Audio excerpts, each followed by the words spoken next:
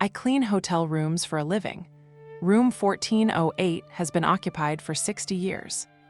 I clean hotel rooms for a living, which means I've developed an instinct for recognizing when guests have left something behind and when something has been left behind deliberately. Most people forget the obvious things: phone chargers, toiletries, that one sock that somehow escapes every suitcase, items we collect and store in the lost and found for 90 days before discarding. But some guests leave traces that aren't physical, impressions in the air like fingerprints on glass, presences that linger after checkout, that resist the vacuum and fresh linens and industrial-strength air freshener. And in very rare cases, guests never really leave at all, their consciousness somehow embedded in the walls and furniture, their final moments replaying on loop for anyone sensitive enough to notice. I discovered this 3 months ago at the Grandview Hotel, a 20-story Art Deco landmark downtown that's been operating continuously since 1964, the kind of place that trades on nostalgia and vintage charm to justify outdated plumbing. My supervisor, Margaret, is a woman in her 50s who's worked here since the 80s, with the kind of efficiency that comes from cleaning the same 300 rooms for 40 years. She trained me personally, walking me through the standard protocol with practiced precision, showing me the shortcuts that save time, the corners management never checks, the unwritten rules that keep you employed. Most rooms are straightforward, she said during my first week, demonstrating the proper way to fold towels so they look luxurious despite being threadbare. Strip the bed, clean the bathroom, vacuum, restock. 20 minutes per room maximum. But some rooms require special handling, she added, her voice dropping slightly, taking on a tone that suggested this wasn't standard training material.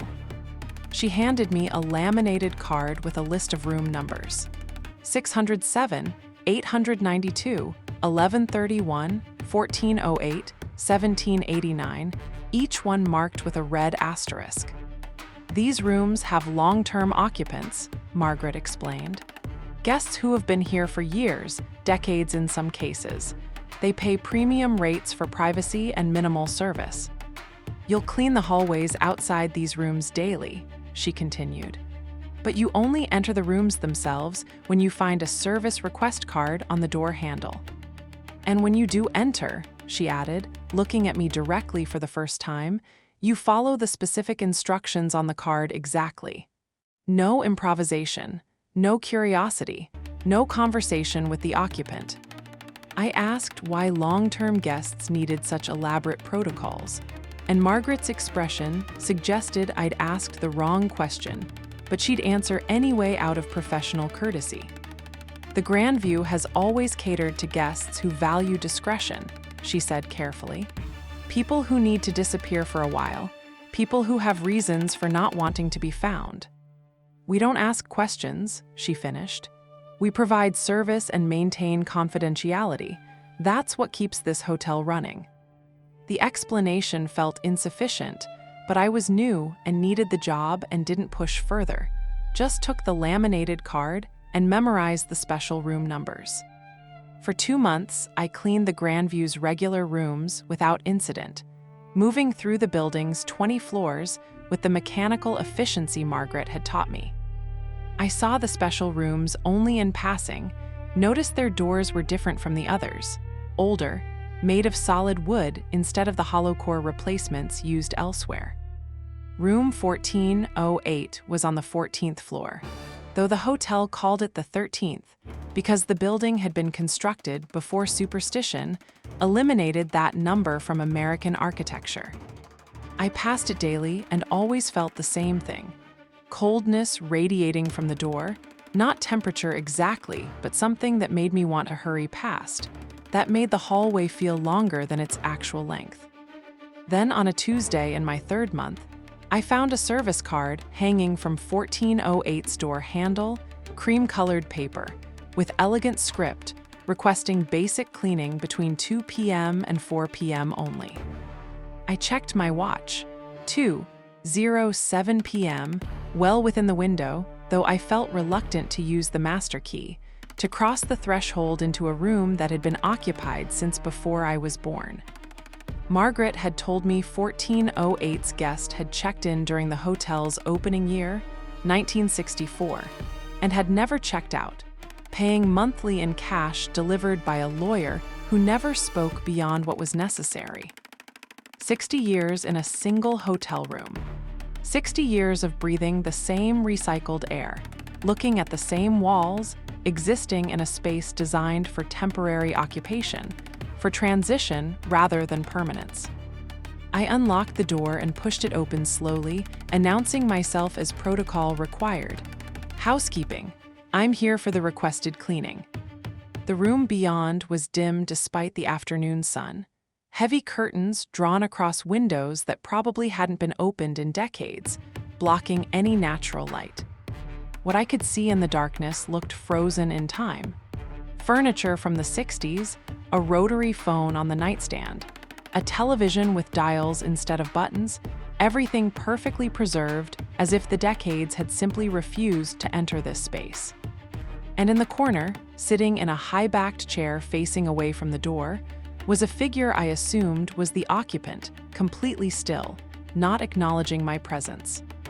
"I'll be quick," I said, though the service card had specified I shouldn't speak to the guest, though every instinct told me to back out and lock the door. I started with the bathroom, which was surprisingly clean given the room's 60-year occupancy, as if it were rarely used, as if the occupant had biological needs different from normal humans. The medicine cabinet held bottles with faded labels, prescription drugs from pharmaceutical companies that no longer existed, medications for conditions that probably had different names now. As I cleaned the sink, I noticed something odd. No toothbrush, no toiletries, no soap residue, no evidence that anyone actually used this bathroom for its intended purpose.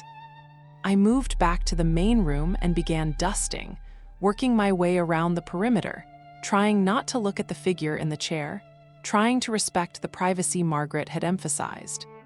But as I dusted the dresser, I saw something that made me stop.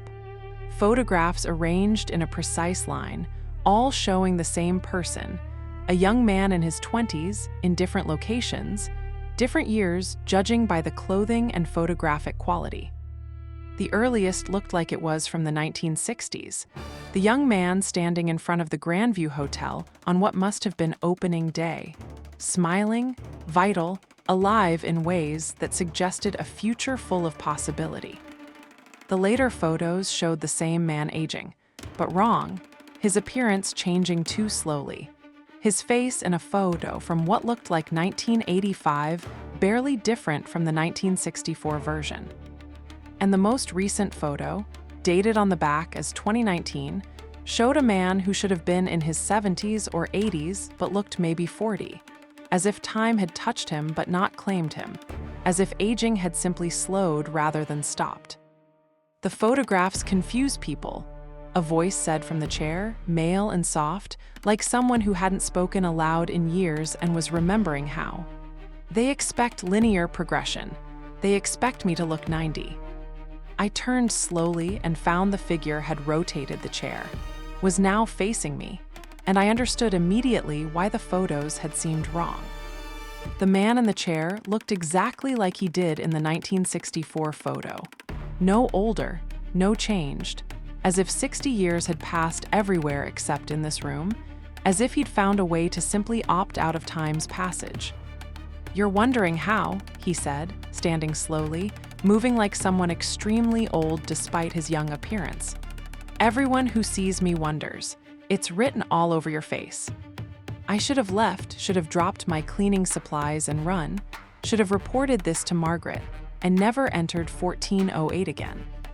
But I was paralyzed by curiosity and fear in equal measure, standing there holding a dust cloth while a man who shouldn't exist offered me an explanation I didn't want to hear. "The hotel has a quality," he said, walking slowly toward the windows, his movements deliberate as if each step required conscious effort. "A property that wasn't intentional, wasn't designed, but emerged from its construction, from the specific materials and geometry the architect used. Time moves differently here, he continued, pulling back the curtains slightly to reveal windows that showed not the city outside, but something else, some other place that definitely wasn't downtown. Through the window, I saw the Grandview Hotel itself, but wrong, newer, the street below filled with 1960s cars, people in period clothing, the world as it had been 60 years ago. The hotel exists in multiple times simultaneously, he explained, letting the curtain fall closed again, returning the room to dimness. Most rooms drift through decades normally, but certain rooms with the right resonance, can lock onto a specific moment and simply stay there.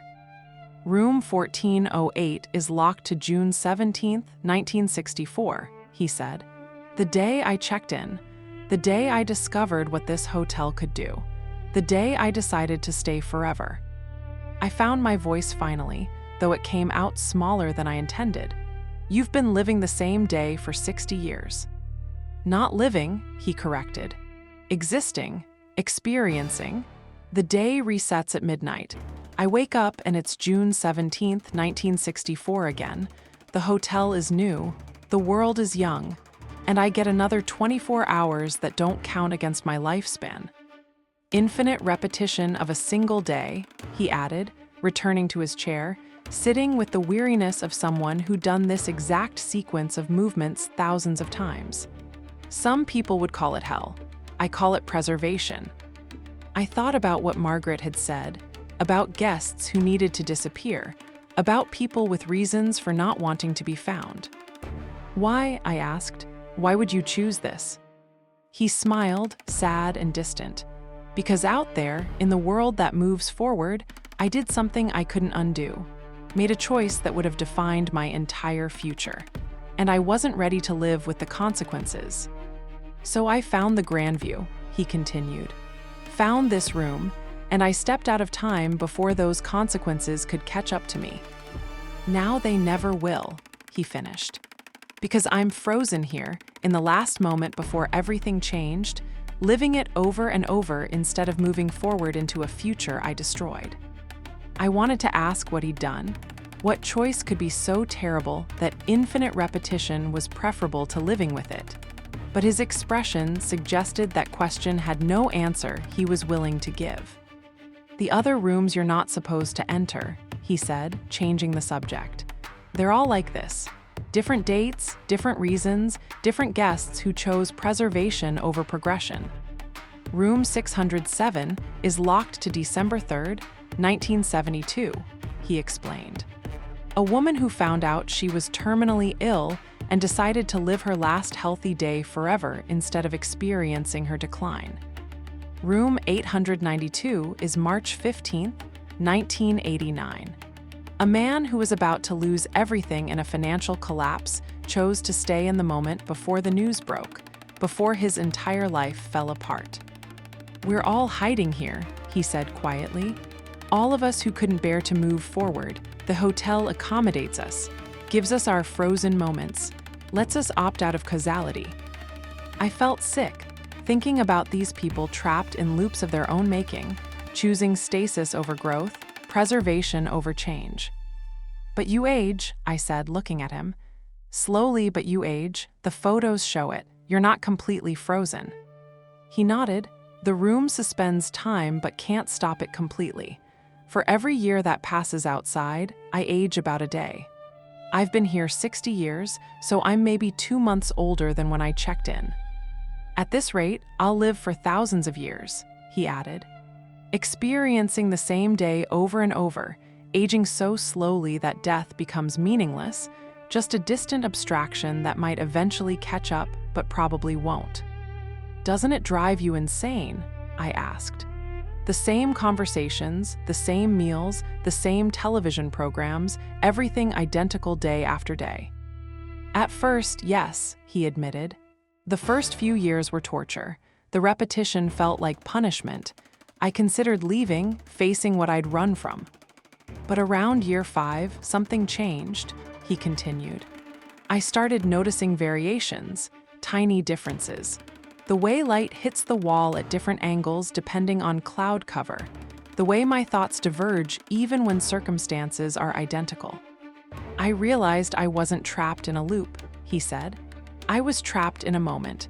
And moments are infinite if you look at them closely enough. There's always something new to notice, some detail you missed the previous 1,000 times. Now it's meditation, he finished. Eternal contemplation of a single point in time. Most people rush through their lives. I'm savoring one day so completely I'll never run out of things to discover in it.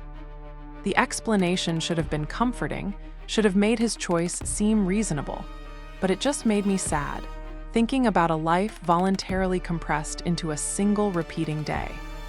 Why are you telling me this? I asked. Margaret said not to talk to you, said to clean and leave. He smiled, because every few years someone enters this room who has the sensitivity to understand what's happening here. Someone who can see the temporal distortion, who notices the photographs, who asks the right questions. And I tell them, he continued, because isolation is the hardest part, because even in my frozen moment, I crave connection, conversation with someone who exists in the moving world. You're the first in 7 years, he added. The last person who cleaned this room and actually saw what it was quit the same day. Couldn't handle knowing that time could be suspended, that people could opt out. I understood the impulse to quit, felt it rising in my own chest. The desire to walk away from the Grandview and never think about temporal loops and frozen guests again. But I also felt something else. Curiosity about the other rooms, about what dates they were locked to, what moments other guests had chosen to preserve forever. The service card, I said.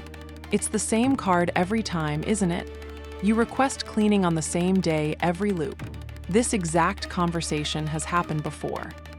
He nodded, hundreds of times, with different cleaners. Some run, some report me. Some, like you, stay and listen and try to understand. What happens to the ones who report you? I asked, though I suspected I knew the answer. Nothing, he said, because by the time they tell anyone, it's tomorrow. June 18th for them, June 17th for me. The loop resets. And when they try to prove what they saw, to bring someone back to 1408, the room is just a normal room, no temporal distortion, no frozen guest. The hotel only shows itself to individuals, he explained. Never to groups, never to anyone trying to document or expose it. It protects its guests' privacy. I thought about Margaret, about her careful instructions, about the laminated card with room numbers, about how long she must have known about this. Margaret knows, I said, about all of it, about what this hotel really is. Margaret has been cleaning here since 1983, he confirmed. She was one of the first to understand. Now she manages the knowledge, decides who learns what, protects guests like me from exposure. You should talk to her, he added. Ask about her own relationship with the hotel. Ask why she's stayed for 40 years. Ask what she's preserving. The implication sent chills through me. That Margaret herself might be trapped somehow, might have her own frozen moment, her own reason for never leaving the Grandview. I finished cleaning quickly after that, suddenly desperate to be out of 1408, away from the man who'd chosen infinite repetition over forward momentum. As I reached the door, he called out, "Tomorrow, for you, will be Wednesday. For me, it'll be June 17th, 1964 again, and I'll have forgotten this conversation. Forgotten you. The loop will reset, and I'll be exactly as I was when I woke up this morning. But you'll remember," he added. "You'll carry this knowledge into your tomorrow, and you'll have to decide what to do with it." I left without responding, closed the door behind me, stood in the hallway breathing hard, trying to process what I'd learned, what I'd seen. The building around me felt different now, each door a potential portal to a different time, each room possibly harboring a guest who'd opted out of causality. I found Margaret in the supply room on the 10th floor, restocking miniature soaps, and confronted her immediately. "You knew," I said, "about 1408, about all of them, about what this hotel really is." She didn't look surprised, just tired. I wondered when you'd find a service card. Wondered which room would show you first. It was 1408 for me too, back in '83.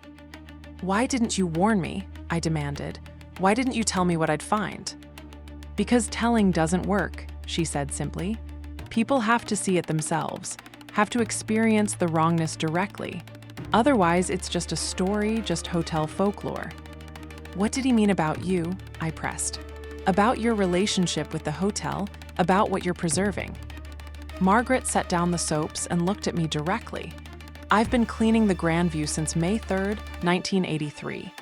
The same day, every day, for 41 years. The words hit me like cold water. You're like them, you're in a loop. Not quite, she corrected. I'm not frozen in a room, I'm frozen in a role. Every morning I wake up and it's May 3rd, 1983, and I come to work at the Grandview and I clean rooms and I train new hires. Except the new hires are always different, she continued. Because for them, time moves normally. For them, it's 2024. But for me, it's always 1983, and I'm always 34 years old, and I'm always training someone new. Why? I asked, the question feeling inadequate but necessary. Because on May 4th, 1983, my daughter died, Margaret said quietly. Car accident. She was 16, and I couldn't bear to move forward into a world where she didn't exist. So I stayed in May 3rd, she continued. The last day she was alive, the last day I was a mother, and I've been living it ever since, over and over, preserving the moment before everything ended. I felt tears in my eyes, understanding now the weight she carried, the choice she'd made, the price of her preservation. Does it help? I asked. Does repeating the day before make the loss more bearable? No, she said honestly. It's still agony every single loop. But it's agony I know, agony I can navigate, better than moving forward into grief I've never experienced, into a future without her. The hotel gives us that option, she added. Lets us choose familiar pain over unknown suffering.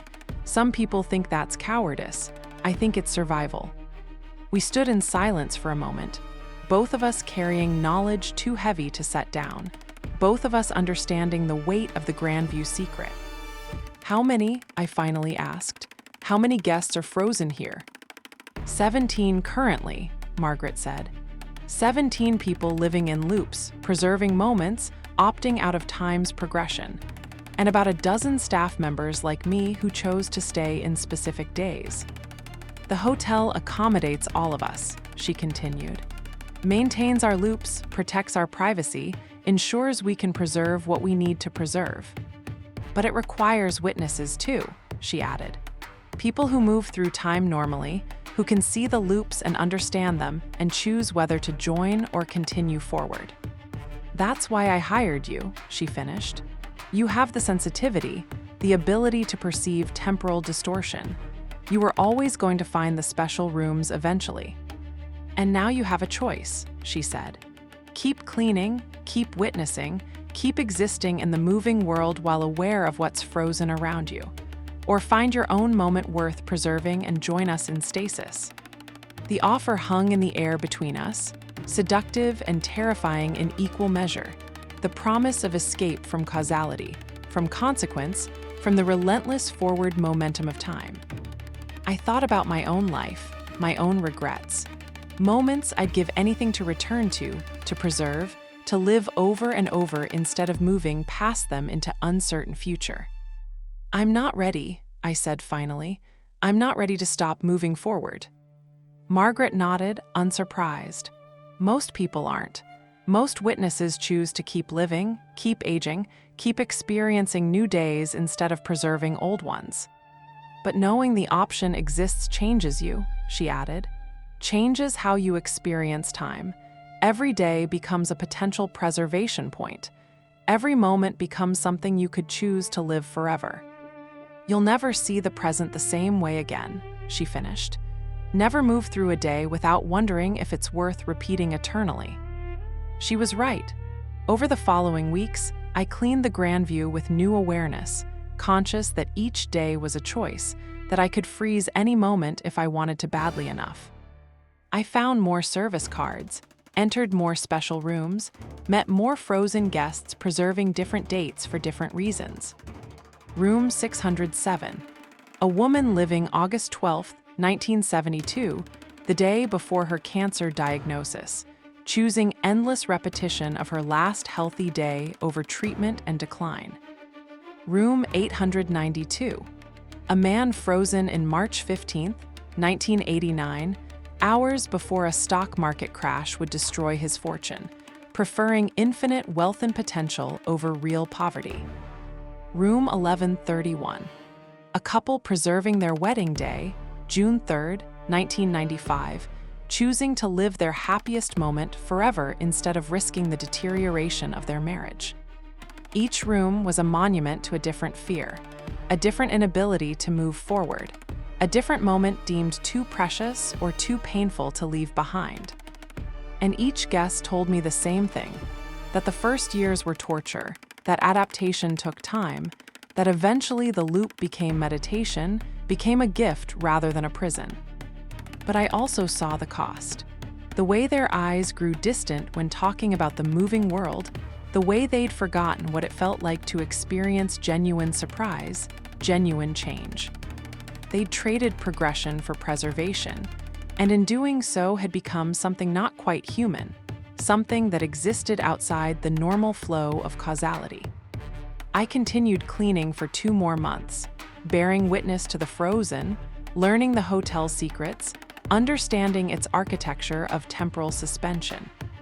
Then one morning, I woke up and realized I'd been cleaning the Grandview for exactly 6 months, and it was time to make my choice.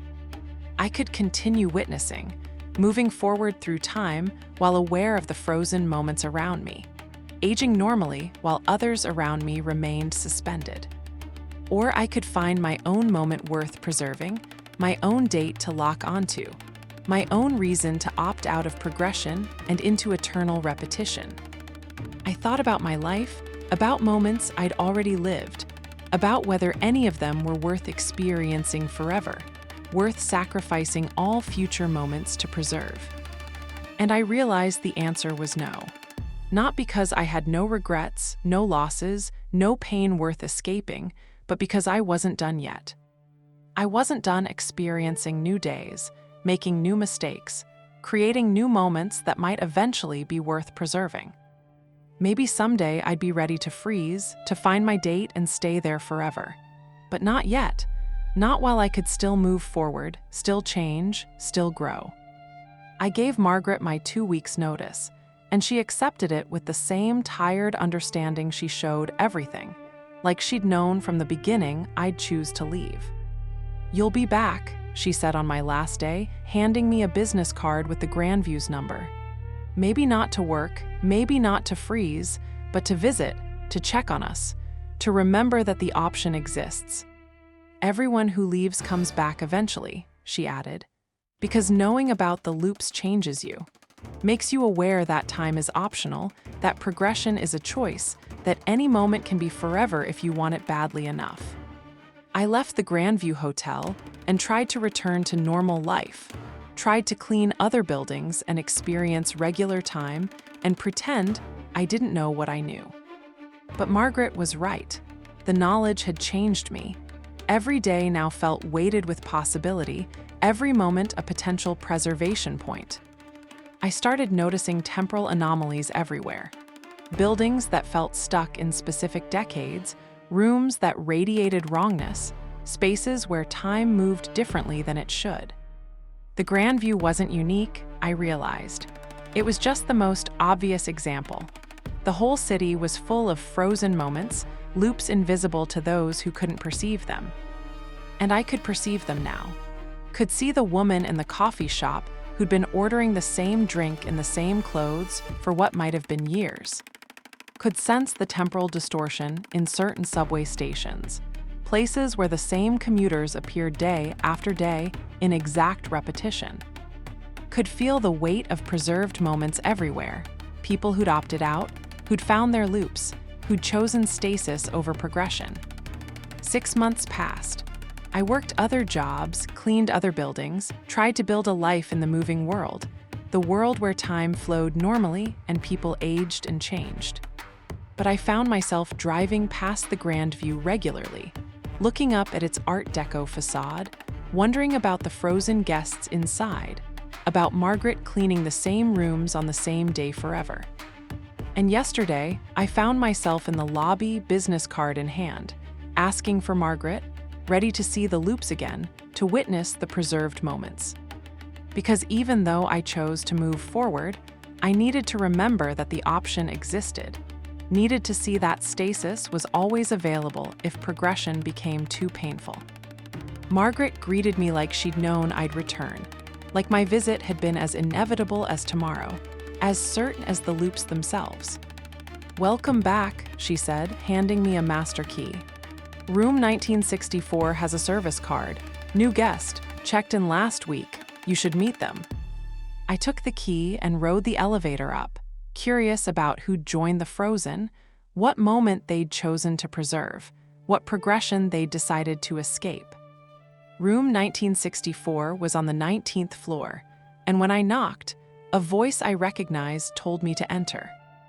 It was Thomas, the manager from the Ashford Institute, looking exactly as he had 6 months ago when I'd left that building, when I'd merged with its consciousness.